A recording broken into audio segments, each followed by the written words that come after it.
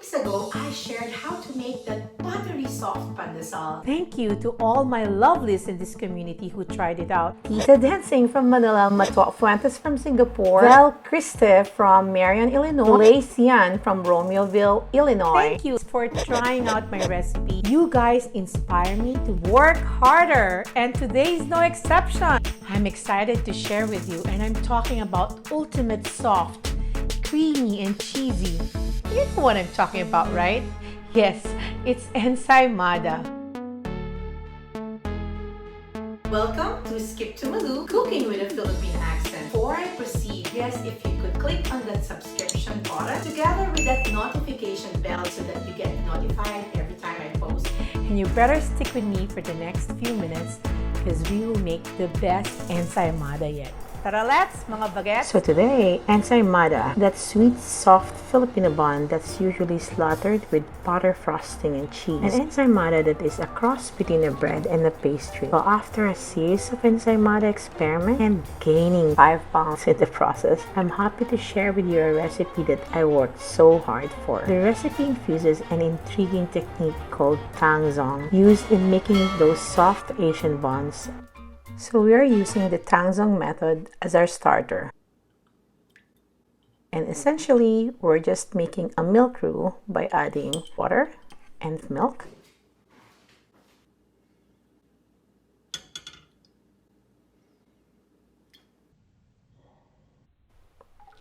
We add some bread flour and then we give it a quick stir. Switch on the stove, but at this point do not blink here because this mixture will turn into a paste in like right now. So we switch off the stove and then pour half a cup of milk to cool the paste down. Give it a quick stir. Meanwhile, we crack some eggs, and I always like to crack my egg on a different bowl so that it's easy to fish out shells if there's any that falls into the bowl. Now pour the tangzhong into a bowl and then mix the egg. I didn't want to mix the egg into the pan because I didn't want to cook the eggs down. I want my eggs to still be fresh when I mix it with the dough. Now we mix the dry ingredients. Bread flour. I used King Arthur unbleached bread flour. Dry milk to make it really creamy. And oh, by the way, using a scale really helps. Put our yeast. I'm using dry instant yeast. You don't have to worry about proofing it, and it yields the same results. And make sure to incorporate the two ingredients together. Then it's time to mix the dry and the wet ingredients together. This brings us to the next technique, which is Autolyse or Autolyse. It is a deceptively simple process. We are just combining both the dry and the wet ingredients until no dry flour remains.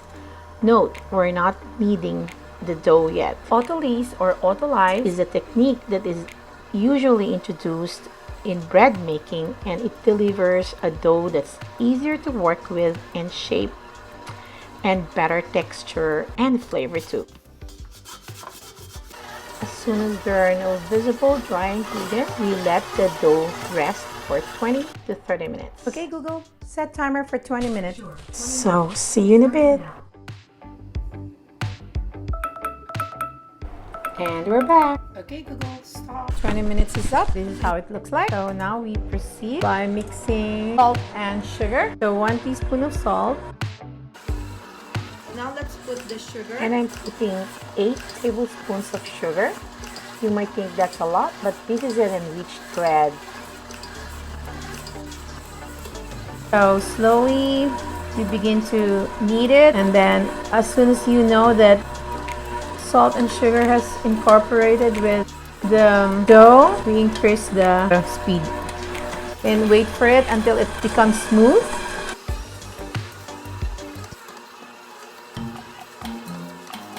The whole entire process of kneading and mixing the dough takes about 20 to 25 minutes. Just be patient.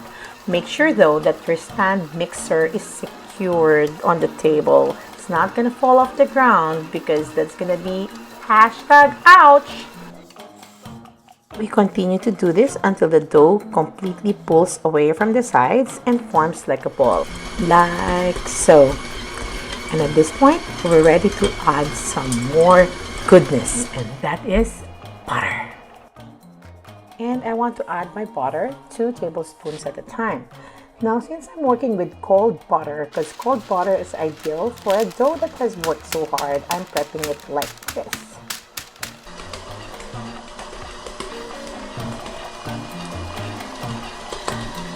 No worries. At first, they seem to not get together, but they will have their acts together soon.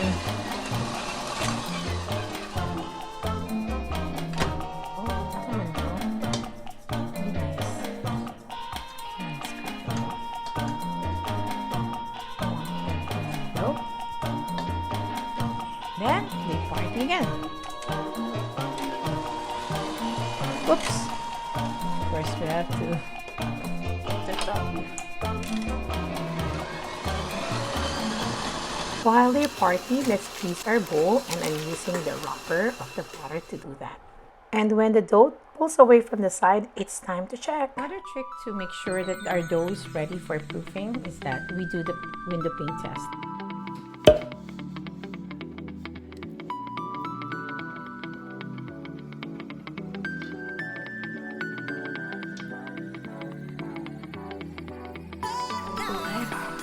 This. If it's not, put it back for another minute or two, and don't be afraid. You have to listen to your dough. And see, because we have used the technique, it's not sticky at all. So what I just want to do is just roll it up like that. And it's nice and smooth. Baby spot. Okay, so we put it in our greased bowl, and then we wrap it up and let it rest for 60 minutes. Okay, 1 hour. Starting now. And after an hour, look how satisfying that looks.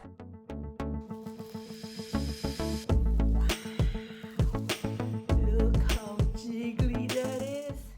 And now, let's work on the shaping of our dough, and I'll teach you 2 ways to fold our ensaymada.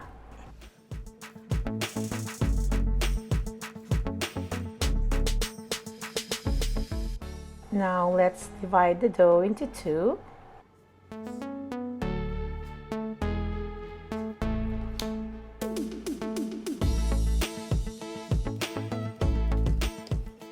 The next thing we want to do is to form a rectangle, or sort of rectangle.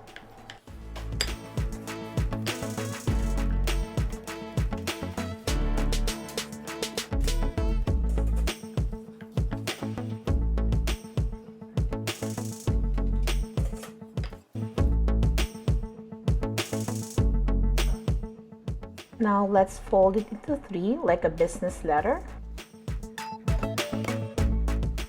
We turn it, and let's do it again. The reason why I'd like to fold this way is that it will result to fluffy yet chewy and light ensaymada. I promise.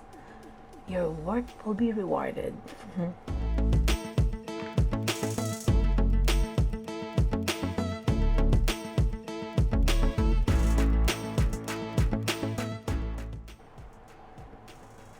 Now the next thing we're gonna do is to divide the dough further into small pieces. Since I have a 3-inch mold, I would like to divide my dough by weighing 30 grams each.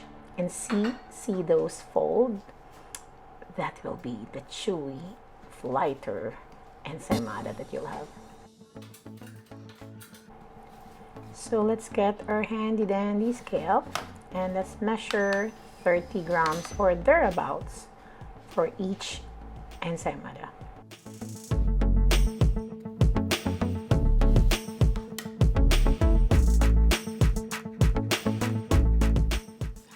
So see those lines? The gluten strands will stay that way, and that will result to chewy, pillowy soft. You'll see the difference.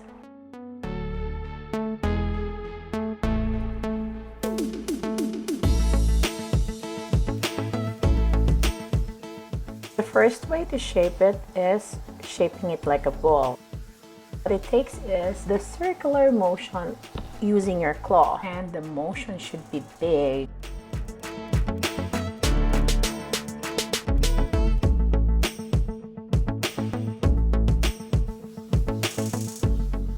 Again, big circular motion and with a little force.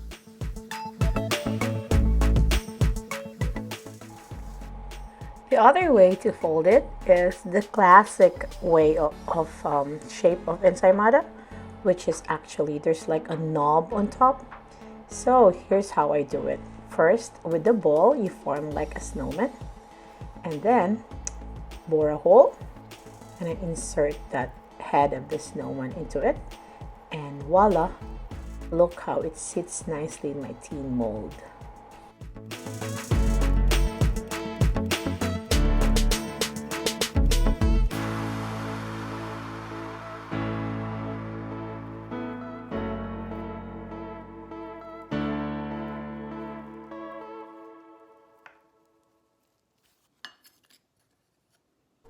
We cover it and let it brew for 60 to 90 minutes.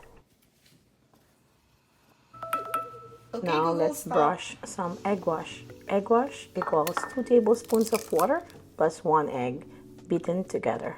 Oh, we're almost done. So we need to bake it at our preheated oven at 375 degrees for 10 to 12 minutes. Beautiful. Sweet. And they say when you hear the sound of hollow, it's cooked. After 5 minutes, we put it in a rack to cool down. And as it cools down, we are now ready to put the buttercream. For buttercream, we have more butter, sugar, heavy cream, and also condensed milk, would you believe? All you need to do is just cream them together and we have a buttercream frosting.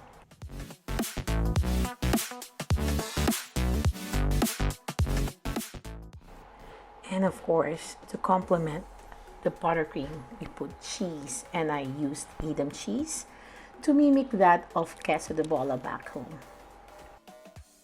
At this point, you could also wrap it if you fancy for it, but otherwise, you could leave it as is. So after a long series of ensaymada experiments, a special shout out to the master baker of the family, MIng from Canada, who helped me. I'm happy and content with the buttery, soft, and fluffy ensaymada.